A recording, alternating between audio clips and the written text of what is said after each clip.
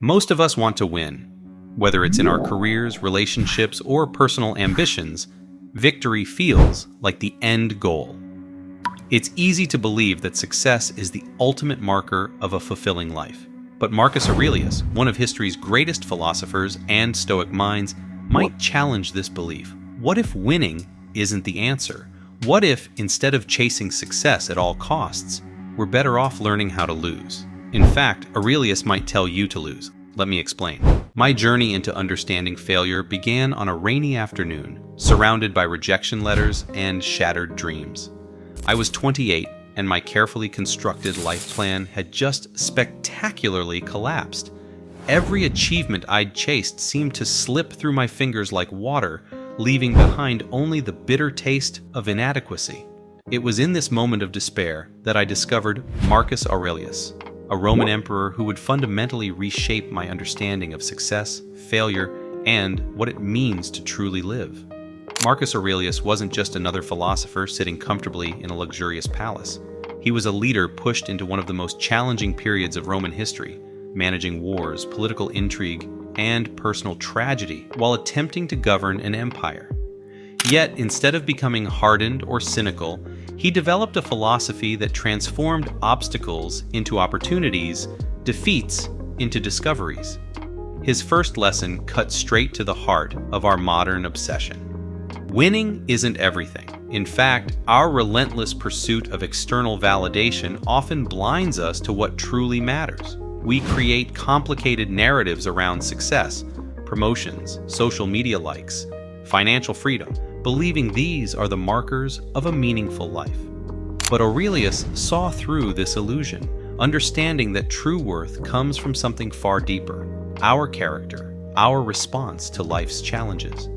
For a moment, consider the concept of losing. Most people associate it with inadequacy, shame, or even total failure, but Aurelius believed losing isn't a destination, it's a doorway.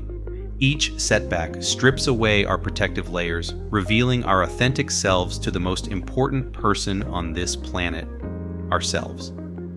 It's in moments of vulnerability that we discover our genuine strength. This isn't about romanticizing failure or suggesting we should aim to lose. It's about understanding that life's most significant lessons rarely come from our victories. They emerge from our struggles, our moments of profound discomfort, and our willingness to look fearlessly at our own limitations. Take a moment and reflect on your own life.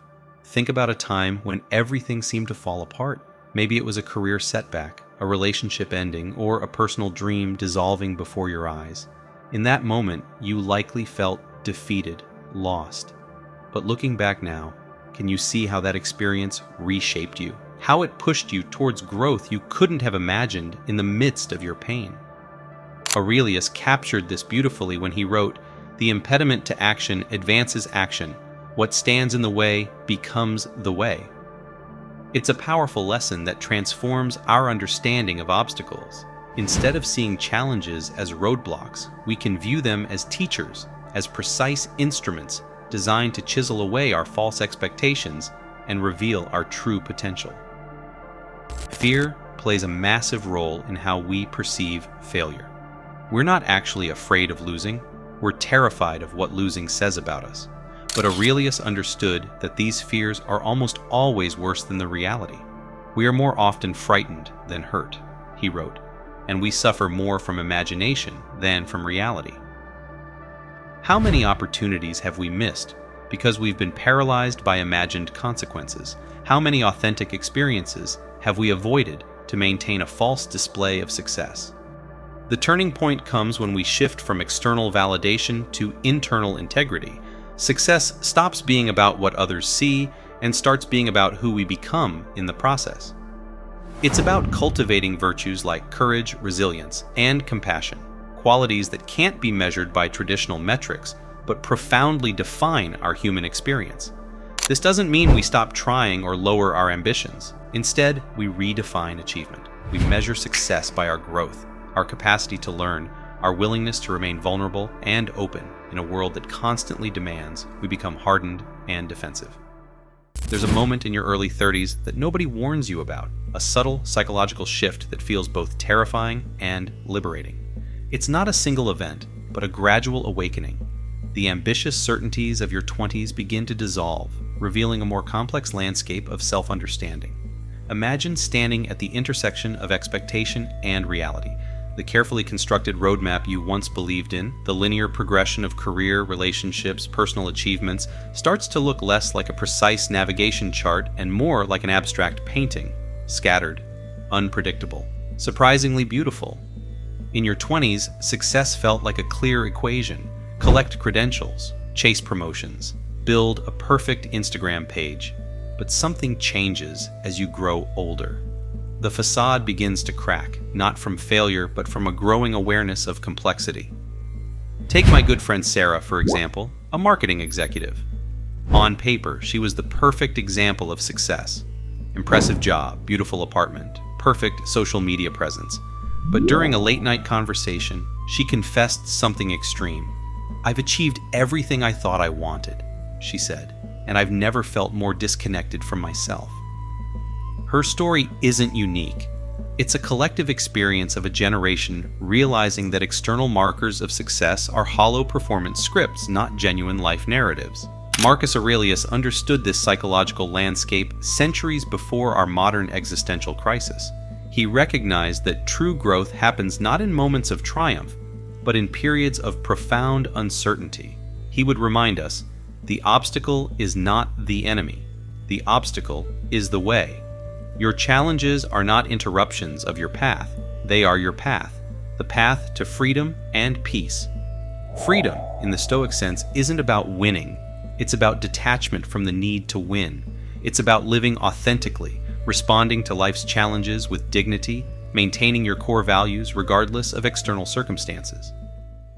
But let's be clear, this isn't about deliberately failing or embracing mediocrity. This is about understanding that true strength lies not in never falling, but in how you fall, how you rise, and what you learn in the space between defeat and resurrection.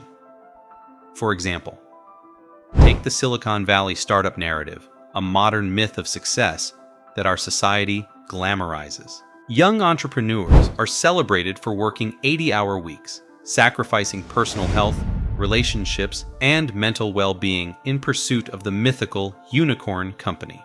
We glamorize founders who grind constantly, who boast about sleeping under their desks, who view burnout as a badge of honor. But let's deconstruct this so-called success story. A typical narrative might sound inspiring.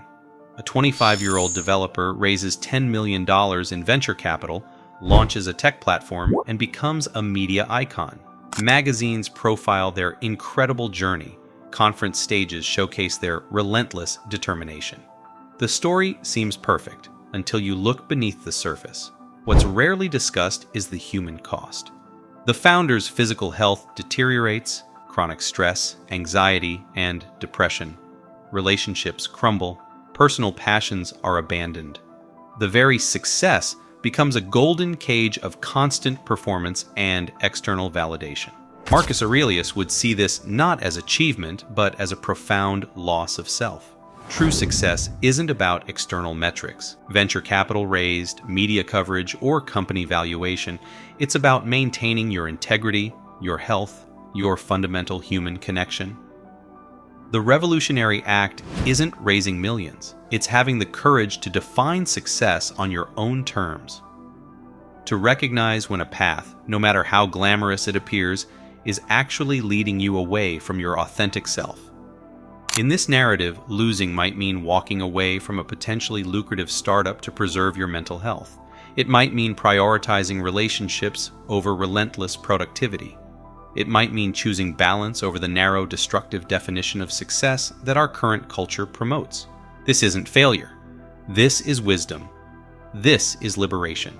The world will tell you that success looks like endless hustle, constant achievement, and relentless productivity. But true victory isn't about climbing corporate ladders or accumulating wealth at the cost of your soul. What society calls losing might actually be liberation, refusing to be trapped in a system that demands you sacrifice your peace, your relationships, your authentic self. This isn't defeat, it's wisdom. It's choosing a life of meaning over a life of endless chasing. The most courageous act is often refusing to play a game rigged against your true happiness. Success isn't about how much you earn or how hard you grind. It's about having the clarity to step away from paths that diminish you, the courage to define success on your own terms. Your life is not a competition to be won, but a complex, nuanced journey to be experienced. What might look like losing to others could be your most profound victory, the moment you reclaim your time, your joy, your genuine self.